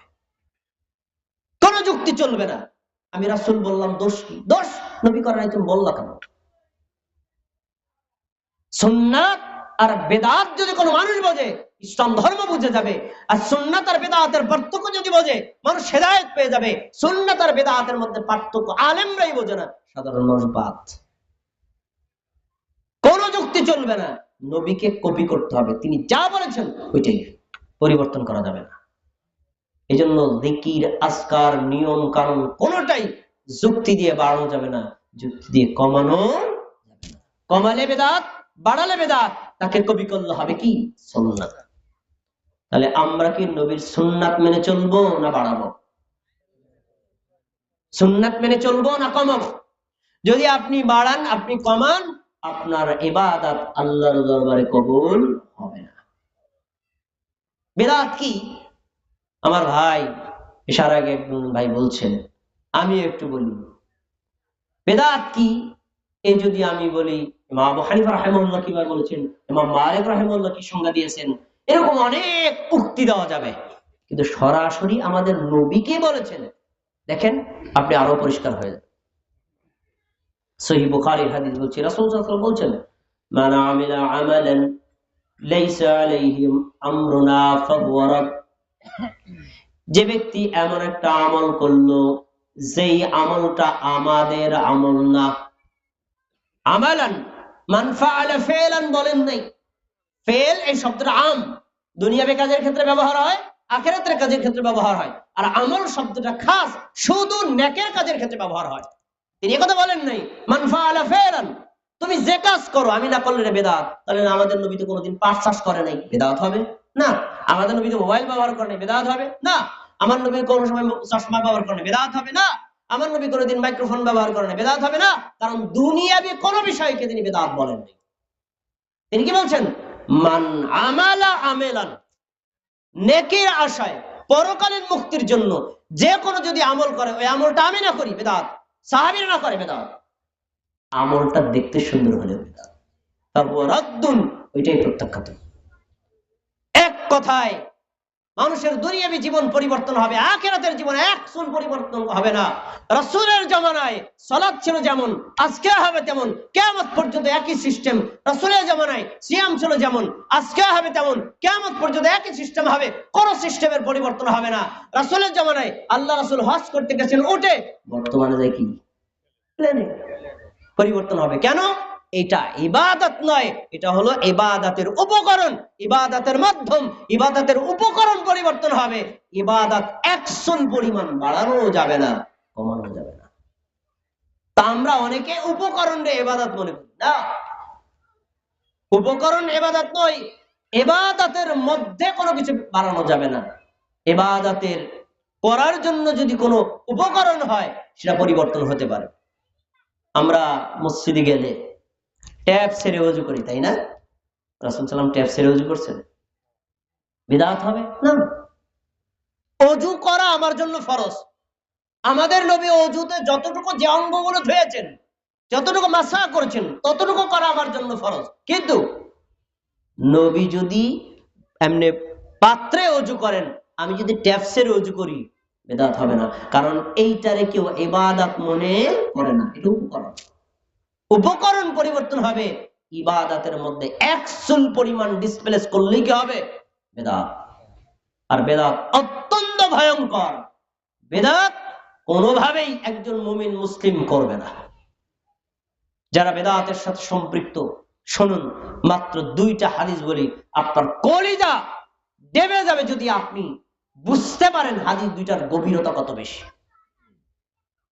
সহিহ বুখারীর হাদিস, আলী রাদিয়াল্লাহু আনহু বলেন, রাসূলুল্লাহ সাল্লাল্লাহু আলাইহি ওয়াসাল্লাম বলেছেন, আল মদিনাতু হারামুন মা বাইনা আইরিন ইলা আওরিন ইলা সাওরিন।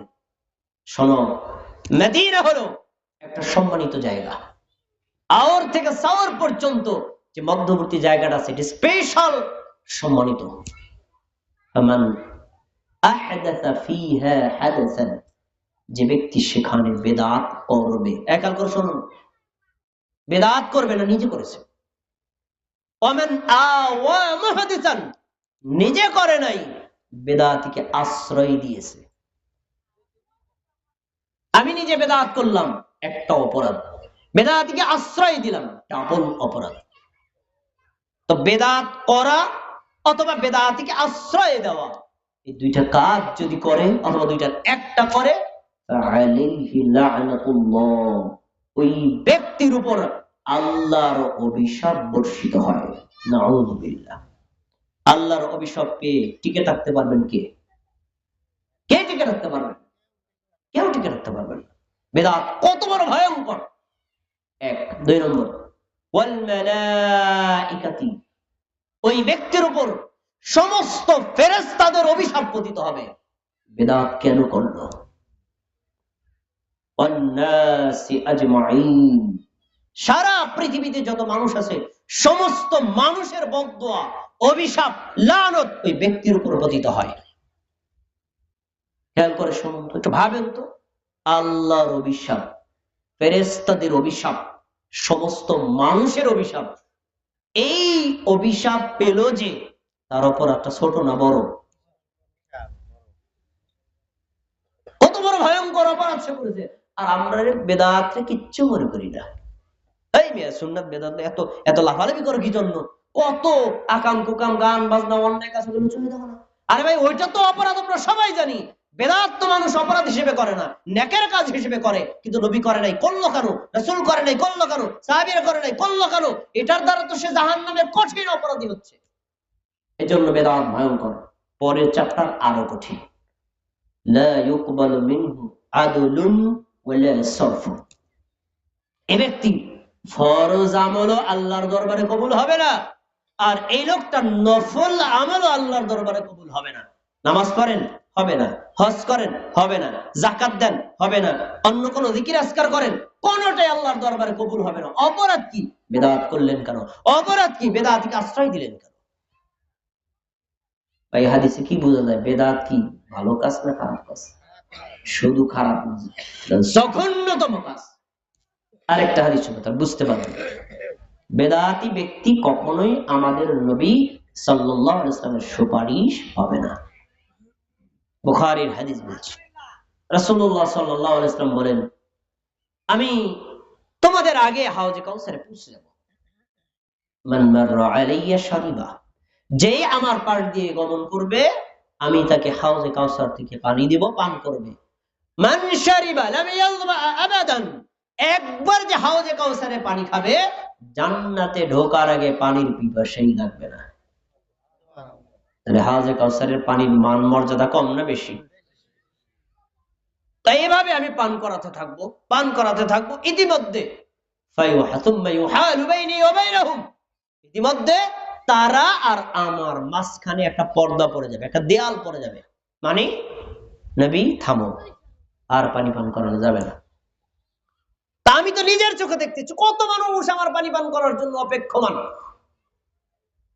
তখন আমি বলবো, আমি বলবো, ইন্নাহুম মিন্নি, এরা তো আমারই উম্মত, আমি কেন তাদের পান করাবো না? মাঝখানে কেন দেওয়াল পড়ে গেল? তখন আল্লাহর পক্ষ থেকে আমাদের নবীকে বলা হবে, ইন্নাকা লা তাদরি, নবী তুমি তো জানো না, তুমি তো মৃত্যুবরণ করার পরে দুনিয়াতে তারা কি আমল করছে, গায়েবের খবর তো তোমার জানা নাই। ইন্নাকা লা তাদরি, তোমার তো জানা নাই। ইন্নাকা লা তাদরি, তুমি তো জানো না।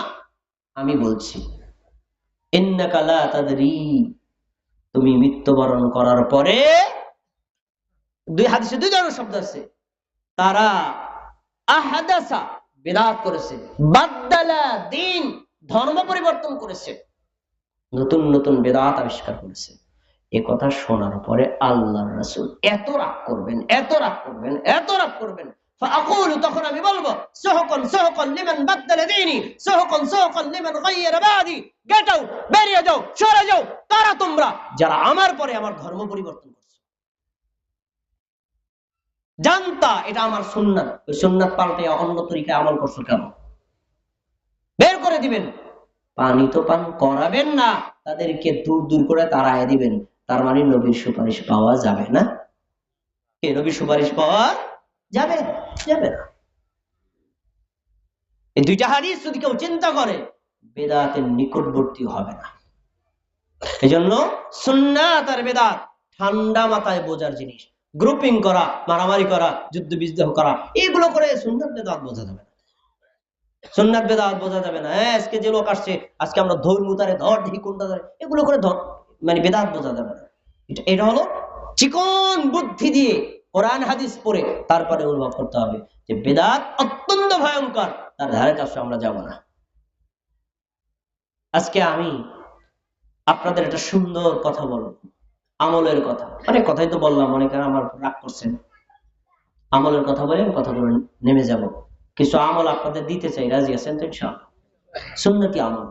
এখানে স্টেজে যে কজন আলেম আছে না, চ্যালেঞ্জ, একজন আলেম আমার সাথে দ্বিমত নেই, প্রত্যেকে একমত হবে, আমি লিখে দিতে পারি। কিন্তু আমলগুলো আমাদের জানা নাই, আমল করি না। কেন? এই আমলগুলো আমাদের জানা নাই। জানলে আমরা কেউ আমল ছাড়তাম না। তার ভিতরে একটি আমল হলো, আমরা যখন সালাত আদায় করব, সালাত আল্লাহু আকবার বলার পর থেকে সালাম পর্যন্ত যেই সকল দোয়া, জিকির এগুলো করি, অর্থ বুঝে ঠান্ডা মাথায় মনোযোগের সাথে পড়তে হবে। কেন? আমি আল্লাহু আকবার বলে দাঁড়াইছি, মানে আল্লাহর সামনে দাঁড়াইলাম। সালাম দেওয়ার এক পর্যন্ত এতক্ষণ কার সাথে কথা বলছি? আল্লাহর সাথে। এই যে আল্লাহর সাথে আপনি কথা বলছেন না, এটাকেই হাদিসে বলা হয়েছে মুনাজাত। আমাদের সমাজে একটু কিলাকিলি আছে না, ফরজ নামাজের পরে মুনাজাত হবে কি হবে না, এই কথাটা বলছেন। এখন কেউ আমাদের তাকাইছে, দেখি উনি পক্ষে না বিপক্ষে। পক্ষ হলে তো বলো, বিপক্ষে হলে কিলাকিলি। দেখেন, আমি একটা এমন কথা বলবো, কিয়ামত পর্যন্ত কারোর সাথে আপনার ঝগড়া লাগবে না। কি? হ্যাঁ, লাগবে না। দেখেন, চমৎকার কথা বলি, কোনোদিন লাগবে না। সেটা কি? রাসূল সাল্লাল্লাহু আলাইহি ওয়াসাল্লাম বলছেন, فإن أحدكم إذا قام في صلاته فإنه يناجي ربه। সহিহ বুখারী 405 নম্বর হাদিস। তোমাদের মধ্যে কেউ যখন আল্লাহর সামনে সালাতে দাঁড়ায়, فإنه يناجي ربه, সে নামাজের মধ্যে দাঁড়ায় আল্লাহর সাথে মুনাজাতে লিপ্ত হয়ে যায়। সুবহানাল্লাহ। নামাজে কার সাথে মুনাজাত হয়? একটা নবীর হাদিস। তাহলে নামাজটাই তো মুনাজাত, পুরাটা মুনাজাত। মুনাজাত মানে কি? আল্লাহর সাথে গোপনে কথা বলা, বাবে মুফাআলা এর সিগা। আল্লাহর সাথে গোপনে কথা বলবো, আমি চাইবো আল্লাহ দিবেন। সালাতের চাইতে আল্লাহর কাছে নিকটবর্তী হওয়ার আর কোনো ওয়ে নাই। কিন্তু আমরা সালাতের মধ্যে তাড়াহুড়া করি, এমন মুসল্লি নাই? আছে না? পুরো সালাতটাই যে মুনাজাত, আল্লাহর সাথে কথোপকথন। আপনি সালাতের যে কয়টা দোয়া পড়েন, সানা, রুকুর তাসবিহ, সিজদার তাসবিহ, এবং রুকু থেকে দাঁড়ানোর পরে দোয়া, তারপর দুই সিজদার মাঝখানে দোয়া, এগুলো আপনি পড়ে দেখেন। সূরাতুল ফাতিহা, এগুলো কি আল্লাহর সাথে মুনাজাত না? দোয়ায়ে মাসুরা কি মুনাজাত না? প্রত্যেকটাই আল্লাহর সাথে মুনাজাত। কিন্তু কষ্টের বিষয়, সালাতের মধ্যের যে মুনাজাত, এ ব্যাপারে আমরা বেশিরভাগ মুসল্লি মনোযোগী না। সালাতের মধ্যেই হলো আসল মুনাজাত। তাই আমাদের প্রত্যেকের উচিত হবে সালাতে আমরা যা পড়ি প্রত্যেকটা জিনিস বুঝে শুনে ঠান্ডা মাথায় ধীর স্থির ভাবে আদায় করা। ভাই, প্রধান বক্তা কতক্ষণ আসবেন? আমি একটু সময় বুঝে কথা বলতে পারতাম, যদি সময় বেশি একটু বাড়াবো, নাহলে শর্ট করে দেবো। আমার উপস্থাপক ভাই গেলেন কথা। জি, 5 মিনিট আছে না? এটা বলবো। জি, মানে প্রধান বক্তা আমি বললাম দেখে 5 মিনিট শেষ। মানে প্রধান বক্তা আসছে নাকি? আসছে? আচ্ছা, তাহলে আসুক, আমি ছেড়ে দেবো অল্প সময়, খেয়াল করে শুনুন। আচ্ছা, তাহলে আমরা শুরু থেকে শেষ পর্যন্ত যা পড়বো মোনাজাত হবে কার সাথে? আল্লাহর সাথে। একটা হাদিস আপনারা শোনাই, তাহলে বুঝবেন নামাজ যে মোনাজাত। দেখেন, রাসূল সাল্লাল্লাহু আলাইহি ওয়াসাল্লামের হাদিসটা বর্ণিত হয়েছে সহিহ মুসলিমের মধ্যে, ইসলামিক ফাউন্ডেশন অনুযায়ী হাদিস নাম্বার 760। সেখানে রাসূল সাল্লাল্লাহু আলাইহি ওয়াসাল্লাম বলেন, যে ব্যক্তি নামাজের মধ্যে সূরা ফাতিহা পড়ে, আলহামদুলিল্লাহি রাব্বিল আলামিন, এটা যখন বলে, তখন আল্লাহ তাআলা, আল্লাহ তাআলা বলেন, হামিদানি আবদি, আমার বান্দা আমার প্রশংসা করেছে। বলেন সুবহানাল্লাহ। তাহলে প্রশংসা করলাম কার? সাড়া দিল কে? মুনাজাত হয় নাই। এরপর বান্দা যখন বলে আর রহমানির রহিম, আল্লাহ হলেন পরম করুণাময় অসীম দয়ালু, আল্লাহ তখন বলেন আসনা আলাইয়া আবদি, আমার বান্দা আমার গুণগান করেছে। আল্লাহ কি খুশি না বেজার? আমি গুণগান করলাম কার? সারা দিল কে? মোনাজাত হয় নাকি হয় নাই? আল্লাহর সাথে কথা বলতেছি না। এরপরে মালিক ইয়াউমিদ্দিন, আল্লাহ হলেন বিচার দিবসের মালিক। আয়াত পড়ার পরে আল্লাহ তাআলা বলেন মাজ্জাদানি আবদি, আমার বান্দা আমার মর্যাদা ঘোষণা করেছে। মর্যাদা ঘোষণা করলাম কার? আল্লাহ সারা দিছে না দেয় নাই? মোনাজাত হচ্ছে না হয় নাই? সূরা ফাতিহার চাইতে চমৎকার মোনাজাত আল্লাহর দুনিয়াতে কোন রকম দেখা? এমন কোন মোনাজাত আছে যেই মোনাজাতের প্রত্যেকটা শব্দে শব্দে আল্লাহ জবাব দেয় নাই? কিন্তু সূরা ফাতিহার ব্যাপারে আছে। তাহলে সালাতের মধ্যে সূরা ফাতিহা পড়ি না কি পড়ি না? এটা মোনাজাত না? এজন্য সালাত পুরোটাই হলো মোনাজাত। আল্লাহর সাথে মনোযোগের সাথে এগুলো করতে হবে। এখন দ্বন্দ্ব হলো সালাতের পরে কি করব, তাই না? সালাতের পরে রাসূল সাল্লাল্লাহু আলাইহি ওয়াসাল্লাম থেকে সাহাবীদের থেকে জিকির, দোয়া, ইস্তেগফার সবটাই প্রমাণিত আছে। যা প্রমাণিত আছে প্রত্যেকটাই করতে হবে শব্দ মতো। কিন্তু আমরা তো এটা করি না। সালাতের পরে আমাদের সমাজে দুই শ্রেণীর মানুষ আছে। এক শ্রেণীর মানুষ ইমাম সাহেব সালাম ফিরাইছে আর এক সালামের আগে অর্ধেক দাঁড়ায় গেছে। এমন লোক আছে না নাই আব্দুর রহিম ভাই? আর এক সালামের আগে দাঁড়ায় গেছে, মানে মোনাজাত তো দেবে না, কোনো কিছু জিকির আজকাল কিছু করবে না। এক টেবিল। আর এক টেবিল লোক আছে না, আমাদের এখানে মোনাজাত করতে পারে কেউ উঠতে পারবে না। কিন্তু সুন্নাতের মাঝে আল্লাহ রাসূল এবং সাহাবীদের নিয়ম ছিল সালাম ফেরানোর পরে কেউ উঠতেন না। নবী সাল্লাল্লাহু আলাইহি ওয়াসাল্লাম সাহাবীদের দিকে ফিরে সাহাবীরা যার যায় অবস্থানে থেকে ডান হাত প্রসারিত করে জিকির করতেন। দেখি এই জিকিরগুলো আপনারা পারেন কিনা। সালাম ফেরানোর পরে একবার আল্লাহু আকবার বলার কথা বুখারীতে আছে। আব্দুল্লাহ ইবনে আব্বাস রাদিয়াল্লাহু আনহু বলেন রাসূল সাল্লাল্লাহু আলাইহি ওয়াসাল্লাম সালাম ফেরানোর পরে আল্লাহু আকবার বলতেন, ওটা শুনে আমি বুঝতাম সালাত শেষ হয়ে গেছে। তাহলে আল্লাহু আকবার একটা জিকির, এটা কি জিকির না? এরপরে আস্তাগফিরুল্লাহ, আস্তাগফিরুল্লাহ, আস্তাগফিরুল্লাহ, এটা যেমন দোয়া, যেমন জিকির, তেমন ইস্তেগফার, তিনটাই। দোয়া ওইটা, জিকির ওইটা, ইস্তেগফার ওইটা। এখানে কয়েকটা ভুল আছে। আমরা অনেকে বলি আস্তাগফিরুল্লাহ রাব্বি মিন কুল্লি যামবি ওয়া আতুবু ইলাইহি, না, এই হাদিসে এই শব্দ আসে নাই। শব্দ আছে কি আস্তাগফিরুল্লাহ, আস্তাগফিরুল্লাহ আসে নাই। মানে তুমি আস্তাগফির মানে তুমি ক্ষমা চাও, আর আস্তাগফিরুল্লাহ মানে আমি ক্ষমা চাই। আপনি কি আরেকজনকে ক্ষমা চাইতে বলবেন না নিজে ক্ষমা চাইবেন? শব্দটা ঠিক করেন তো, সবাই বলেন আস্তাগফিরুল্লাহ। কয়বার? তিনবার। এই যে জিকির গুলো রাসূল সাল্লাল্লাহু আলাইহি ওয়াসাল্লাম সাহাবীদের থেকে প্রমাণিত। এরপরে আল্লাহুম্মা আনতাস সালাম ওয়া মিনকাস সালাম তাবারাকতা ইয়া যাল জালালি ওয়াল ইকরাম। রাসূল সাল্লাল্লাহু আলাইহি ওয়াসাল্লাম এই দোয়া পড়তেন। তাহলে এই দোয়াটা করা কি সুন্নাত? এগুলো আপনি না করে দাঁড়ায় গেলেন কেন?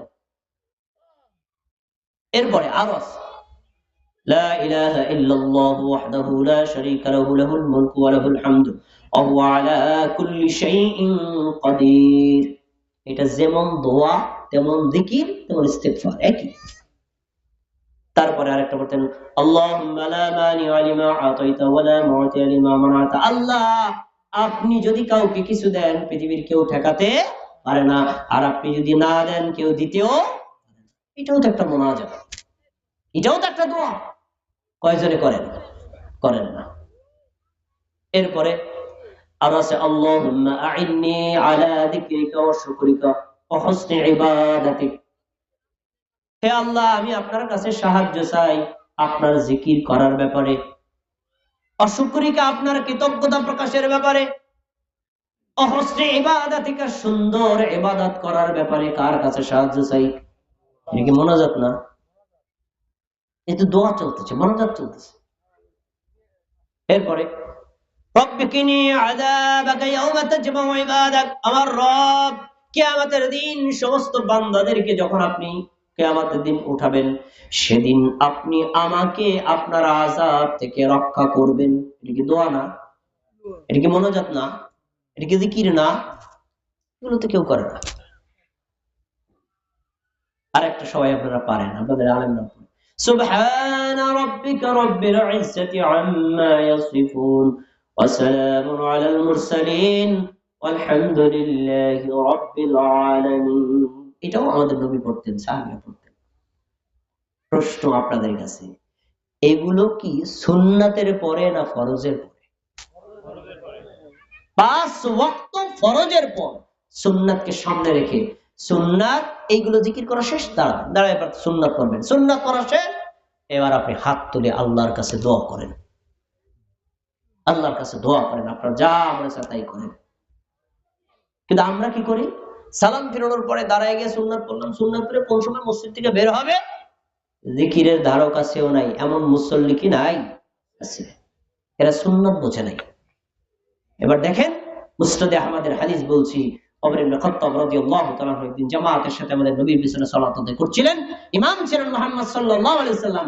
একজন সাহাবী সালামের পরে সাথে সাথে দাঁড়ায় গেছে ওমরের পাশে থেকে। তখন ওমর ইবনে খাত্তাব রাদিয়াল্লাহু তাআলা হাত ধরে বললেন, ইজলিস, বসো। নামাজের সাথে সাথে দাঁড়ায় গেল কেন? তখন রাসূল সাল্লাল্লাহু আলাইহি ওয়াসাল্লাম ওমরের কর্ম দেখে বললেন, আহসানা ইবনে খাত্তাব, আপনি ওমর ইবনে খাত্তাব একটা সুন্দর কাজ করেছে। তাহলে বোঝা গেল সালামের সাথে সাথে দাঁড়ানো যাবে না, জিকির আজকার করে তারপরে সুন্নাত পড়তে হবে। রাসূলের সুন্নাত, সাহাবীদের সুন্নাত আমাদের সমাজ থেকে হারায় গেছে। আসুন, এতক্ষণ যে জিকির গুলো বললাম সবাই হয়তো জানা নাই, আলেম ওলামা দেখলাম পড়লো আমার সাথে, তারা জানে। এখন আমি 3-4টা আমল বলবো, এগুলো সবই আপনাদের আমলের যোগ্য, জানেন, কিন্তু ফজিলত না জানার কারণে আমল করতে পারেন না। আসেন আমরা 3 তাসবির একটু ফজিলত আলোচনা করি। 3 তাসবিহ মানে সুবহানাল্লাহ, আলহামদুলিল্লাহ, আল্লাহু আকবার।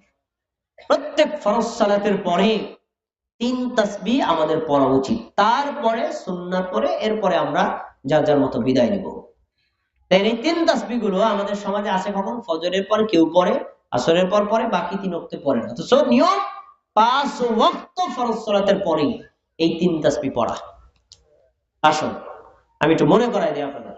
33 বার সুবহানাল্লাহ, 33 বার আলহামদুলিল্লাহ, 33 বার আল্লাহু আকবার। কথা বলবেন সবাই আমার সাথে।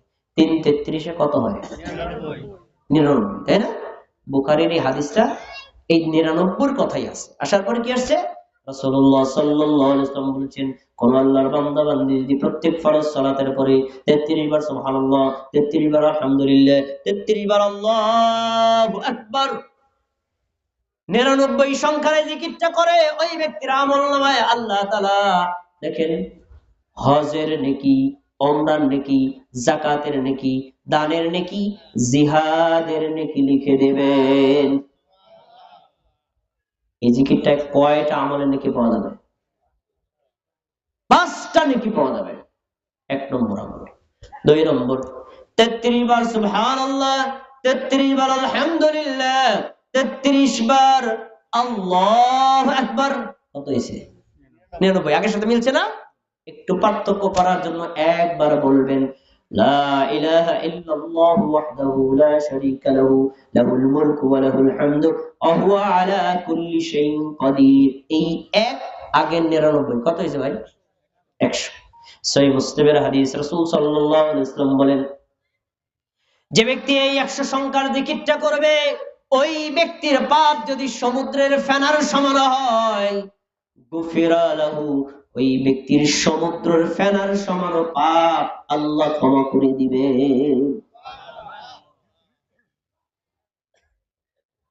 আমরা সালাতের পরে মুনাজাত নিয়ে মারামারি করি, কেউ করলো না, এর কোনো ওয়ারেন্টি গ্যারান্টি নাই, কিন্তু এই হাদিসে স্পষ্ট রেফারেন্স বলা, এই জিকির করলে পাপ ক্ষমা হবেই হবে। 2 ভাবে গেল। 3 নম্বর, 33 বার সুবহানাল্লাহ, 33 বার আলহামদুলিল্লাহ, 34 বার আল্লাহু আকবার। মিলছে? আপনাদের সাথে মিলছে? এটা আমাদের সমাজে প্রচলিত আছে, তাই না? এই বিষয়ে রাসূল সাল্লাল্লাহু আলাইহি ওয়াসাল্লামের হাদিস 2 ধরনের আছে। একটা হাদিস আসছে, এই জিকিরটা যে করবে আল্লাহ তাকে নিরাশ করবেন না, তার আমলগুলো কবুল করে নেবেন। আর একটা হাদিসে আসছে, সে পড়লো 100 বার আল্লাহ 10 গুণ বাড়ায়া আখিরাতে 1000 বার পড়ার নেকি দিয়ে দিবেন। কয় ভাবে গেল? 3 ভাবে, তাই না? আর একটা নতুন কথা বলে যাচ্ছি, আপনারা তো ভাবেন হুজুররা নতুন নতুন কথা বলে যে মানা যাবে না। আপনাদের এলাকার আলেমরাও একমত, কেউ দ্বিমত না। নতুন একটা আমল বলে যাচ্ছি, হয়তো কেউ জানতে পারে। শুনে নেন, সহিহ হাদিস, রাসূল সাল্লাল্লাহু আলাইহি ওয়াসাল্লাম বলেন, যে ব্যক্তি 5 ওয়াক্ত ফরজ সালাতের পরে 10 বার সুবহানাল্লাহ, 10 বার আলহামদুলিল্লাহ, 10 বার আল্লাহু আকবার, কথা বলেন, সুবহানাল্লাহ কয়বার, আলহামদুলিল্লাহ কয়বার, আল্লাহু আকবার কয়বার, 3 দাতে কত হয়েছে? 40, 30। এই জিকিরটা যে আল্লাহর বান্দা বান্দি করবে, নবী সাল্লাল্লাহু আলাইহি ওয়াসাল্লাম বলেন, সে এক ওয়াক্ত করলো 30 বার, 5 ওয়াক্তে যদি করে 5 দিয়া 30 তে গুণ দেন, কত হয়? 150 বার, 150 বার। আমার নবী বলেছেন, আল্লাহ এই বান্দার উপর খুশি হয়া 10 গুণ বাড়ায়া 1500 বার পড়ার নেকি দিয়া দিবেন। হাদিসের পরের শব্দগুলো আসছে, ওই ব্যক্তির জন্য আল্লাহ জান্নাত নির্ধারণ করবে। এই আমলটাকে আপনাদের জানা আছে? জেনে নেন। আরেকটা বলছি, এটাও মানে অনেকে জানেন, প্রত্যেক ফরজ সালাতের পরে 25 বার সুবহানাল্লাহ, 25 বার আলহামদুলিল্লাহ, 25 বার আল্লাহু আকবার, 3 25 কত হয়েছে? 75। আর 25 বার লা ইলাহা ইল্লাল্লাহ, এবার কত হয়েছে? 100। এই জিকিরটা কেউ যদি করে, তাহলে আমাদের নবীর সুন্নাত মোতাবেক একটি জিকির করা হয়। 3 তাসবিহ 5 ভাবে বললাম, দেখি আপনাদের মনে আছে কিনা। 33 বার সুবহানাল্লাহ, 33 বার আলহামদুলিল্লাহ, 33 বার আল্লাহু আকবার 1, 33 বার সুবহানাল্লাহ, 33 বার আলহামদুলিল্লাহ, 33 বার আল্লাহু আকবার, একবার লা ইলাহা ইল্লাল্লাহ বলবে, দুইটা গেল। 3 নম্বর, 33 বার সুবহানাল্লাহ, 33 বার আলহামদুলিল্লাহ, 34 বার আল্লাহু আকবার। 4 নম্বর, 10 বার সুবহানাল্লাহ, 10 বার আলহামদুলিল্লাহ, 10 বার আল্লাহু আকবার। এরপরে হলো 25 বার সুবহানাল্লাহ, 25 বার আলহামদুলিল্লাহ, 25 বার আল্লাহু আকবার, 25 বার লা ইলাহা ইল্লাল্লাহ। একজন মুমিন মুসলিম নারী বা পুরুষ যদি সময় পায়, প্রত্যেক ফরজ সালাতের পরে সুন্নাতকে সামনে রেখে 5টাই করবে। সময় নাই, তাহলে এর ভিতরে যেইটা বেশি নেকি মনে হয় ওইটা করবে। আরো সময় নাই, কমপক্ষে 10 বার সুবহানাল্লাহ, 10 বার আলহামদুলিল্লাহ, 10 বার আল্লাহু আকবার বলে তারপর সুন্নতে দাঁড়াবে। এটাই হলো রাসূলের সুন্নাহ। আমরা যদি এই জিকিরগুলো, আল্লাহ রাসূলের শেখানো, সাহাবীদের শেখানো এই জিকিরগুলো প্রত্যেক মুসল্লি যার যার মতো করি, মোনাজাত কে করলো আর কে করলো না এটা নিয়ে ঝগড়া কিয়ামত পর্যন্ত লাগবে না। আমরা কি সুন্নাতগুলো আমল করতে রাজি আছি না? ইনশাআল্লাহ। আল্লাহ তাবারাকা ওয়া তাআলা আজকে আমরা ইবাদত কবুলের যে 4টা শর্ত বলেছি, সাথে সাথে যে আমলগুলো তুলে ধরেছি, আল্লাহ তাআলা আমাদের সবাইকে এই সুন্নাত মোতাবেক আমল করার এবং যাবতীয় বিদআতকে পরিত্যাগ করার তৌফিক দান করুন। আমিন। আসসালামু আলাইকুম ওয়া রাহমাতুল্লাহি ওয়া বারাকাতুহু।